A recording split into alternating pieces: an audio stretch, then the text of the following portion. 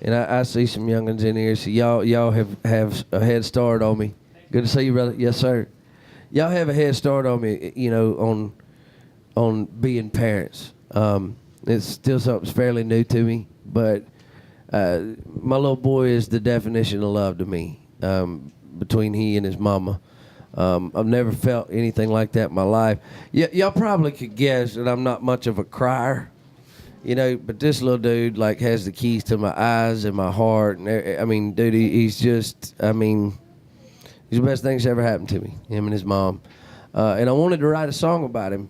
And, when my wife and I got to that point where, we were ready to bring one into the world, it didn't happen overnight. And I just thought, you pull the goalie and it's go, but it didn't quite work like that. It was something we had to pray about, something we had to work really hard at. And we were told that it wasn't a very promising, chance for us. It was potentially going to be not going to happen without some procedures. So I was going to write a song. I thought about writing a song about that struggle. But, there are people that have spent years and years and years and years and years trying to have babies and haven't been able to. So I didn't feel right about, writing a song about our year or two of struggle, when there are people that have been, literally like 5-10 years, if not more, trying to have kids. You don't want to be that guy. It'd be like trying to write a song for veterans and putting yourself in their shoes. If it's something you just hadn't seen or been through, to the extent that they have or at all, it's best to leave that alone, I feel like. So that was out. Then, everybody told me, it was like, it's a moment when you hold the baby, everything changes, So I was like, all right, well, I'll write a song about, like, the birth and holding my son. But against all the advice of every man I know, they all told me, boy, I'm telling you now, don't look at it. Don't watch it. You'll never look at it the same, Against all that advice, I didn't miss a thing. Dude, I didn't blink, nothing. Even when they broke her walk, when they broke her walk, that was a... Yeah. Dude, I'm telling you. It's a lot. Ladies, I have so much respect for y'all. I gain so much respect for women in general. Y'all are warriors, man. That was like Baghdad. Fellas, if it was up to us, the human race would cease to exist. And it probably would have happened around the time of the cavemen. Because they'd be walking around telling their buddies like, no, dude, you see what happened to Bartholomew? We ain't going that route. We ain't doing it. So we would have died out a long time ago. So ladies, thank you for being amazing warriors. But, I gained so much respect for my wife. It was a beautiful thing to watch, honestly. And I don't think of it no different, love as much as I used to. In case you were wondering, we're good. That part. Men do tend to go back. Yeah. Yeah. We return to the scene of the crime. You do. But that being said, as beautiful as it was, it's not necessarily something you'd write a country song about. You know what I mean? That'd go over not very well at all. So what I ended up writing was a song about one of my concerns and one of my worries about being a parent. And that is, y'all, like, my whole career, I've been the what you see is what you get guy. In every chapter of my life, when I was running with a rough crowd and I was doing things I wasn't supposed to, the only people I ever lied to were cops.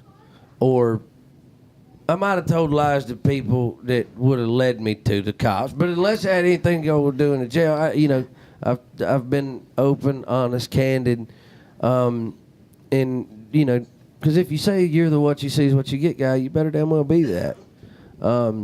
And I have been, and it's helped my career, and I feel like it's helped people that have followed my music for a long time. With those stories being out and open, it's genuine. It's the real deal. I'm not playing some character. I'm not, being something that I'm not. Like, and people are able to relate a lot better, and I've found that, you know, people come and tell me stories about how things that I write songs about that I've been through kind of applies to their life, and it's helped some folks, and it's important to me that people know who I am. If you're going to listen to my music and support you, I want you to know me. That being said, it's been great for a career, but not so much for being a dad, because the reality of the situation is, by the time my son's able to read, or the people around him are able to read or tell stories, he's going to know some things about his dad earlier than most sons or daughters will know about their parents.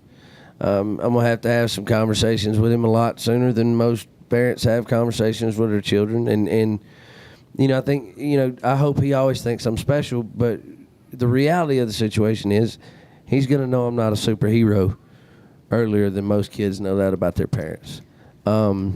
I think he's going to think you're a superhero. Yeah, I hope so. But, I try to be realistic and know that, he's going to know I'm human. He's, and I'm going to have those talks and say, hey, man, you're going to know I make mistakes. I've made horrible mistakes, made horrible decisions. But I wanted him to have a song, and if God sees fit to bless us with another little one, I want him to have a song that reminds him, God forbid anything ever happened to me, but just, a song that reminds him that, hey, man, I am, you're going to figure out I'm human.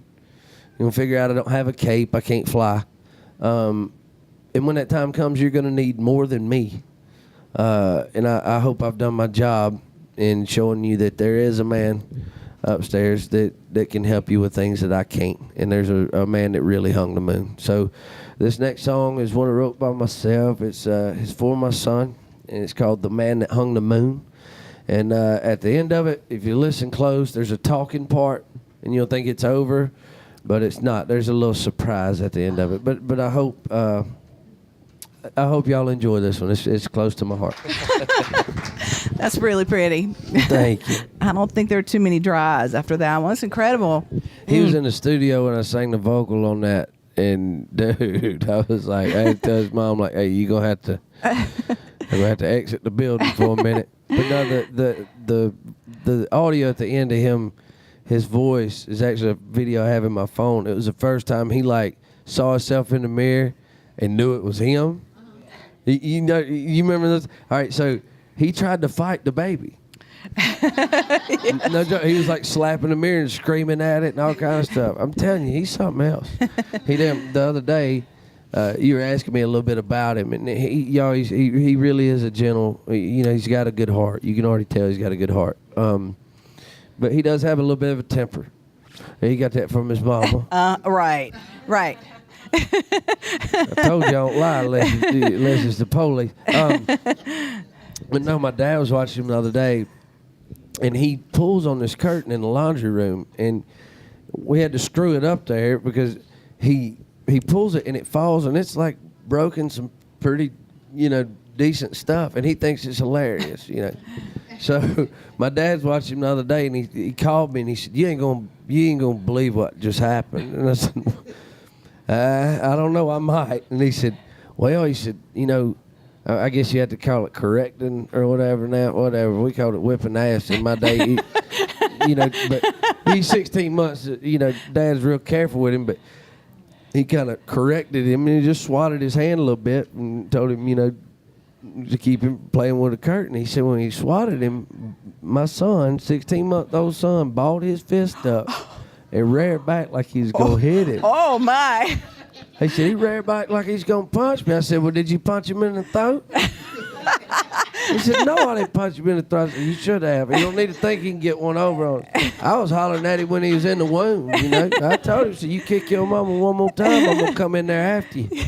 Because when he's 6'4", that won't be cute, punching his granddaddy in the throat. And that's a very good possibility. She's short. My little brother's 6'6". My dad's 6'3". Something happened. I'm not real sure what, but it pisses a man off. I mean, I'm 6 foot on Wikipedia, but they gave me 1.5 inches. Anyway, y'all, I appreciate you hanging out and listening. It's been awesome. I was honored to come by and see y'all, spend time with you, and Well, I guess we're gonna take some pictures. Yeah, that's great. That's great. And I guess we'll take them right here. Right, Shelley?